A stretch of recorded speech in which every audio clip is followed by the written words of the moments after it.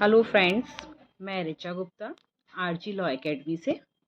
आज हम आर्टिकल 14 पे बात करेंगे, जो कि हमारा एग्ज़ाम ओरिएंटेड रहेगा पूरा। आर्टिकल 14 हमारा कहता है, राज्य भारत के क्षेत्र में किसी भी व्यक्ति को कानून के समक्ष समानता या कानून के समान संरक्षण से वंचित नहीं करेगा।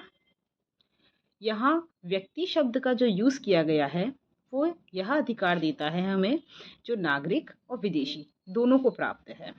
ये इस जगह से हमारा बहुत क्वेश्चन बनता है, मैक्स टू मैक्स क्वेश्चन यहाँ से बनाया जाता है।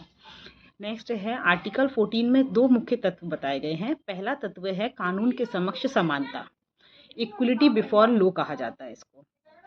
इक्वलिटी बिफोर लॉ का मतलब है ये कहाँ से लिया गया है और इसका अर्थ क्या है। अब हम इसको पढ़ते हैं। इक्वलिटी बिफोर लॉ हमारा लिया गया है ब्रिटेन से, और इसका शाब्दिक अर्थ यह बताया गया है कि सभी व्यक्ति कानून की दृष्टि में समान है। कोई भी व्यक्ति कानून से ऊपर नहीं है और विशेष अधिकारों का इसके अंदर अभाव बताया गया है। रूल ऑफ लॉ के भी 3 तत्व बताए गए हैं। पहला है हमारा कानून की सर्वोच्चता के बारे में बात करता है, दूसरा कानून के समक्ष समानता के बारे में बात करता है, तीसरा सामान्य कानून द्वारा अधिकारों की रक्षा के बारे में बात की गई है। इसमें एक केस लॉ है जो कि पश्चिम बंगाल राज्य बनाम अनवर अली का सरकार का केस था, जो कि 1952 का केस है। नेक्स्ट इसमें बताया गया है कानून के समक्ष, नेक्स्ट हमारा है कानूनों का समान संरक्षण, जो कि नेक्स्ट पॉइंट है। इसमें बताया गया है इक्वलिटी प्रोटेक्शन ऑफ लॉ। यह अवधारणा अमेरिका से ली गई है। इसका अर्थ क्या होता है? इसका अर्थ होता है समान परिस्थितियों में समान व्यवहार करना होता है, और अगर कोई भिन्न परिस्थितियां आती भी हैं तो उसमें अलग भिन्न व्यवहार किया जाना होता है। इसमें भी एक केस है हमारा जो बेहद इंपॉर्टेंट केस है। यह है चिरंजीत लाल वर्सेस भारत संघ का केस है 1951 का। ये बहुत पूछा जाता है एग्जाम में, इससे रिलेटेड केस। युक्ति संगत वर्गीकरण क्या होता है? रीजनेबल क्लासिफिकेशन क्या है? ये भी आर्टिकल 14 का सबसे महत्वपूर्ण भाग है। इसमें वर्गीकरण को भी वैध बताया गया है। यदि बौद्धिगम्य वैध हो, बौद्धिगम्य वैध का मतलब ये होता है कि वर्गों के बीच में स्पष्ट अंतर दिखाई देना चाहिए। तार्किक संबंध से मतलब ये होता है कि वर्गीकरण का उद्देश्य से भी संबंधित होना चाहिए। इसमें भी हमारे 2 केस लॉ बताए गए हैं। पहला केस हमारा ये है बुद्धन चौधरी बनाम बिहार राज्य का केस है, दूसरा है बॉम्बे राज्य बनाम FN बलसारा का केस है। ये दोनों शर्तें पूरी नहीं होती है तो आर्टिकल 14 का उल्लंघन माना जाएगा इसके अंदर। अब नेक्स्ट हम पढ़ते हैं इसके अंदर आर्टिकल 14 में मनमानेपन का सिद्धांत क्या होता है। मनमानेपन का सिद्धांत से मतलब है कोई भी कानून या सरकारी कार्य यदि मनमाना है तो वह आर्टिकल 14 का उल्लंघन करेगा। फिर इसमें एक केस बताया गया है EP रोयप्पा बनाम तमिलनाडु राज्य का केस है, जो कि 1974 का है। इस केस में यह बताया गया था कि समानता मनमानेपन के विरुद्ध है। नेक्स्ट केस है मेनका गांधी बनाम भारत संघ का केस है 1978 का। इस केस में बताया गया था कि आर्टिकल 14, 19 और 21 को आपस में जोड़ दिया गया था। फिर नेक्स्ट हम पढ़ते हैं इसमें आर्टिकल 14 और प्रशासनिक कार्रवाइयों के बारे में।